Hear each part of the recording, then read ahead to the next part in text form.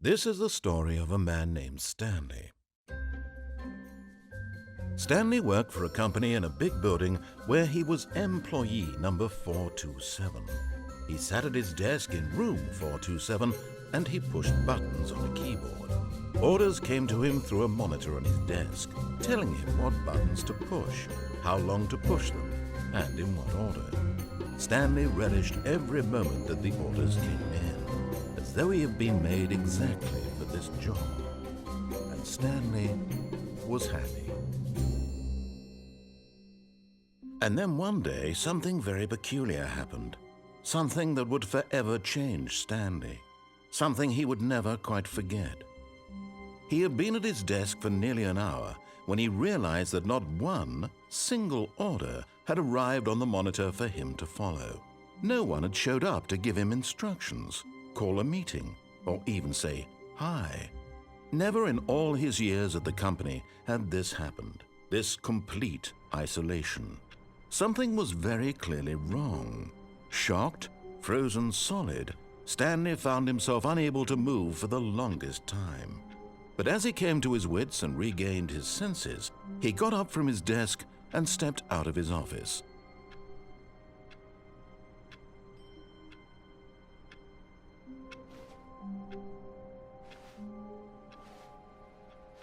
All of his co-workers were gone. What could it mean? Stanley decided to go to the meeting room. Perhaps he had simply missed a memo. Yet there was not a single person here either. Feeling a wave of disbelief, Stanley decided to go up to his boss's office, hoping he might find an answer there. Stepping into his manager's office, Stanley was once again stunned to discover not an indication of any human life. Shocked, unraveled, Stanley wondered in disbelief who orchestrated this, what dark secret was being held from him. What he could not have known was that the keypad behind the boss's desk guarded the terrible truth that his boss had been keeping from him, and so the boss had assigned it an extra secret PIN number, 2845. But of course, Stanley couldn't possibly have known this.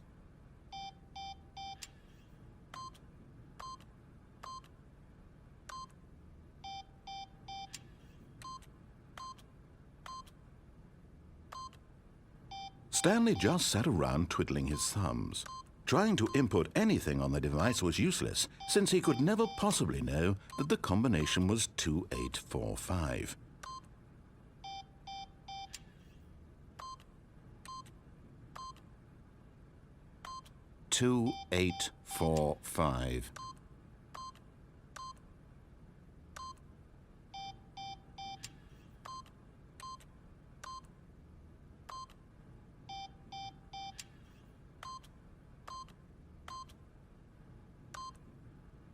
But it turns out that the panel's emergency override kicked in, and the door just opened all by itself, and Stanley got the along with the story.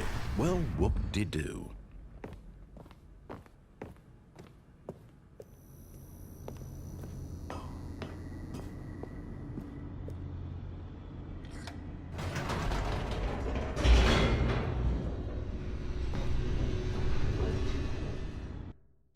Descending deeper into the building, Stanley realized he felt a bit peculiar. It was a stirring of emotion in his chest, as though he felt more free to think for himself, to question the nature of his job. Why did he feel this now, when for years it had never occurred to him? This question would not go unanswered for long.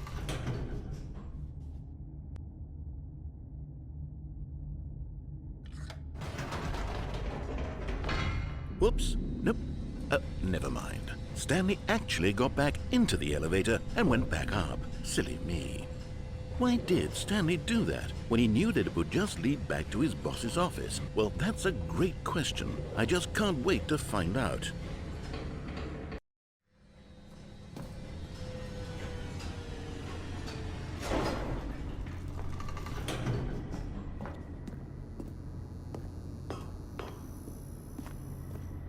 Here we are, Stanley. It's your boss's office. Exactly the way it was before you got onto the elevator.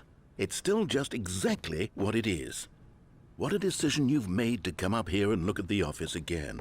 This has fleshed out the plot of the story in new and fascinating ways I could have never anticipated. It's that keen eye for storytelling that you have, an incisive rapid fire of critical plot points, one after the other, weaving a rich tapestry of uncompromising narrative. Wow! I'm bolted to the edge of my seat.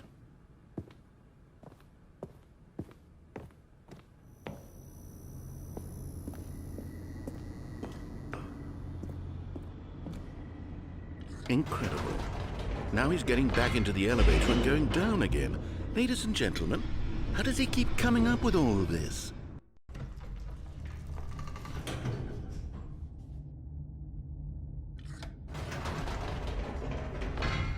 Did you think we were going to go forward down the spooky corridor? No. It's time once again to go back up in the elevator. I can't even begin to grapple with what might be up there. Is it the boss's office again? Or what if it's the boss's office this time? The suspense is killing me.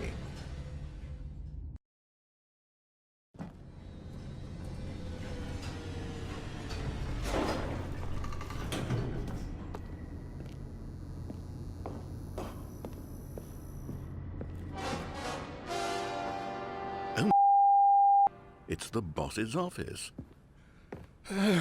This absolutely changes everything for me. Give me a time out here for a minute while I process this.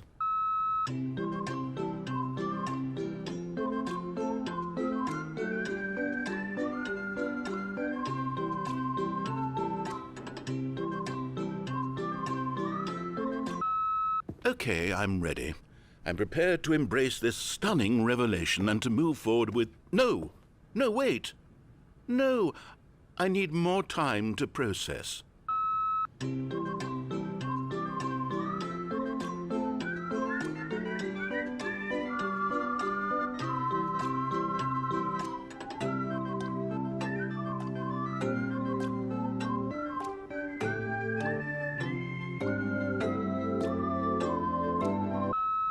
All right, I have fully come to terms with it.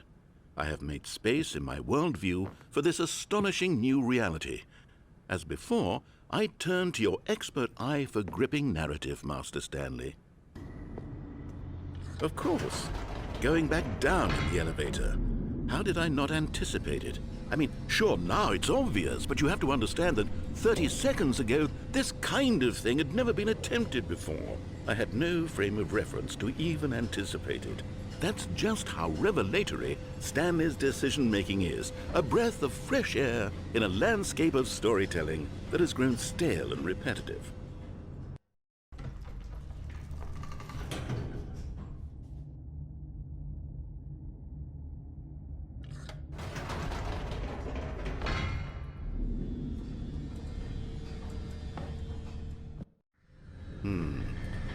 You know what? I've just thought of something. Hold on, let's stop for a moment. Don't you realize? It's the anticipation, Stanley. You and I, we have no way of knowing what will be at the top of this elevator. But the suspense, the agony of waiting and anticipating and having to guess, that's the real thrill. Oh, I simply don't want to let that feeling go. It's so precious, so fleeting. Why don't we take this elevator ride nice and slow? There we go. Isn't this so much more exciting? You know, Stanley, it seems like nowadays the only thing that audiences want is to be shocked as loudly and frequently as possible. They want big, explosive moments flung right in their faces from the very moment that things get started. But where's the tension? Where's the trust in the audience to build a slow and nuanced appreciation for the story, the characters? Why aren't we given time to imagine the surprises, to have to think and to anticipate, and then to marvel at the eventual reveal? This is storytelling, Stanley. What you and I are doing right now. This is the most exciting narrative to be developed in years, and it's really all because of you. You're the one who took this bold step of revisiting the exact same locations over and over. Truly, I mean it. This is unique and different. It's not like anything else out there. You see, I want stories that surprise me, Stanley. I want to have to think. I want to be engaged and not pandered to. We're being fed such unimaginative drivel all the time, and we all know it, which is why we're so starved for content that makes us feel sharp and vital and alive. That's why people like you so much, Stanley, because you're not afraid to spit in the face of tradition. You're a role model, you know? People look up to you. Which is why, oh, I didn't know when to spring this on you, but, well, I've gathered a little press conference for you, so that you can talk about your work and your storytelling and your life. Yes, I know you're not much for the public eye, but I thought it would especially mean a lot to the people who have been following you from the beginning. They really look up to you, Stanley. I don't know if you realize the impact you have on them. This is the kind of gesture that might leave a tremendous impact on them for the better. Oh good, we're here. Okay, the room where we're holding the press conference should be just around the corner here somewhere.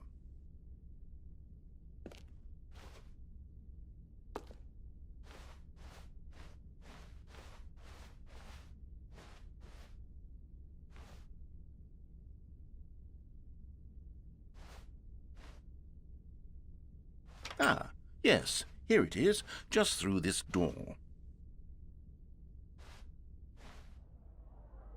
All right, are you ready? I've told them you're going to speak a little bit about the nature of surprise in storytelling and what it means to craft a truly unpredictable narrative. Oh, don't worry, you'll do great. Just be yourself and speak from the heart. I'm really proud of you, Stanley. Okay, it looks like they're ready for you. Go get 'em.